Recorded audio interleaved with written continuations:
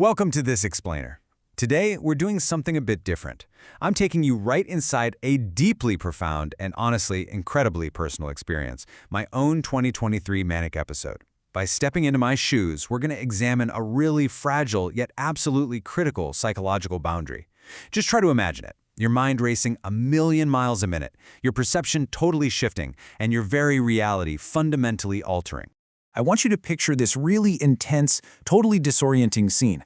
I was walking down public streets, literally without a shirt on, and I was actively approaching random strangers, just stopping them right in their tracks and asking them this exact super jarring question. Do you know all the answers to every problem in the world? Now, obviously, that's an aggressive and confusing thing to throw at a random passerby, right? But the thing is, I wasn't asking it as some philosophical exercise or a joke. I was dead serious.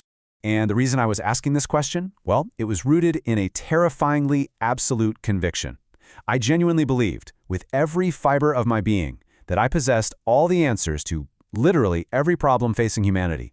You see, I had spent years studying public health, mental health, disability, philosophy, social systems, the whole shebang. And sure, it'd be totally normal to feel confident in that knowledge. But this wasn't mere confidence anymore. It was this totally unrealistic conviction that I had achieved a level of understanding way beyond that of any ordinary person. Section 1. The illusion of absolute certainty. The boundary between healthy belief and delusion. Section 2. Confidence versus grandiosity. Understanding the critical difference. Okay, let's dive into this. Let's look at how these two actually operate, because they look similar on the surface, but man, they are so fundamentally different. Confidence is that belief that we can achieve something based on actual, solid evidence, like knowing you're going to give a great presentation because you've literally been practicing it for weeks. You recognize your limits, and crucially, you stay open to feedback and different viewpoints. Grandiosity, on the other hand, involves this massive, inflated sense of importance. As it ramps up, your ability to critically evaluate your own beliefs just vanishes. So instead of hoping you'll give a good presentation and make a positive contribution, you suddenly believe your presentation is going to instantly bring about world peace. See the difference? This quote right here brilliantly illustrates the internal shift I was experiencing. Confidence says, hey, I might have something worthwhile to contribute. There's possibility there, a bit of humility and hope. But grandiosity? In stark contrast, it says, I know, or I alone possess the answer, or even, I have been chosen. It's wild. Grandiosity completely strips away possibility and replaces it with absolute, unyielding certainty. Moving on to Section 3. Becoming the center of creation, when interests become cosmic delusions. Let's just catalog some of these escalating delusions from my 2023 episode to really paint the picture. So, I've always had a long-standing interest in spirituality and cosmology, right? But during the Mania, I believed I was literally participating in the unfolding of the 7 days of creation. I became this central cosmic character. At another point, I was convinced that holding my final breath would somehow save humanity. I mean, just think about that incredibly inflated sense of personal responsibility for a second, genuinely believing the literal fate of the entire human race depended on me holding a single breath. Oh, and I also believed a Facebook post I just made had instantly been broadcast to the entire world, reaching like 1 billion people. But what do you think the reality of that globally influential Facebook post actually was? Any guesses on how many likes it received from those 1 billion people? Zero. Absolutely zero.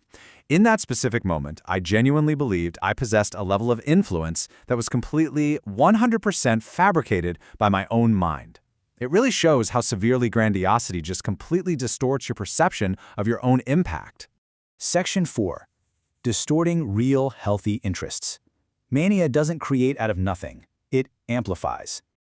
Now, what's really interesting about this is how Mania operates. It doesn't just invent things. It takes a healthy interest like curiosity and completely distorts it into unwavering certainty. A healthy sense of purpose, that gets twisted into this inescapable cosmic destiny. My actual insight gathered from years of studying philosophy and public health just mutated into a delusion of total omniscience, and my genuine desire for positive influence ballooned into a delusion of global significance.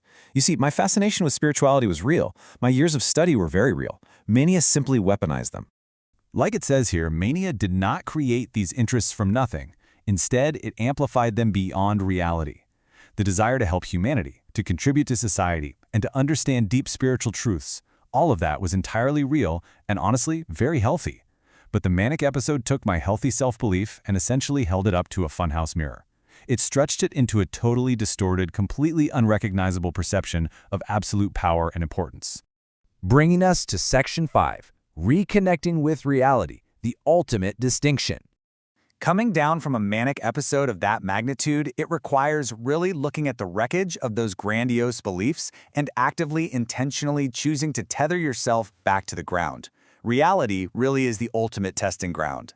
Because confidence is brave enough to remain open to uncertainty, right? It invites evidence and feedback, even if it proves you wrong. But grandiosity, it's actually incredibly fragile underneath it all, which is exactly why it replaces all that scary uncertainty with absolute, impenetrable conviction. The true difference relies entirely on your relationship and tether to reality. So as we wrap up this explainer today, I really want to leave you with a final thought to reflect on.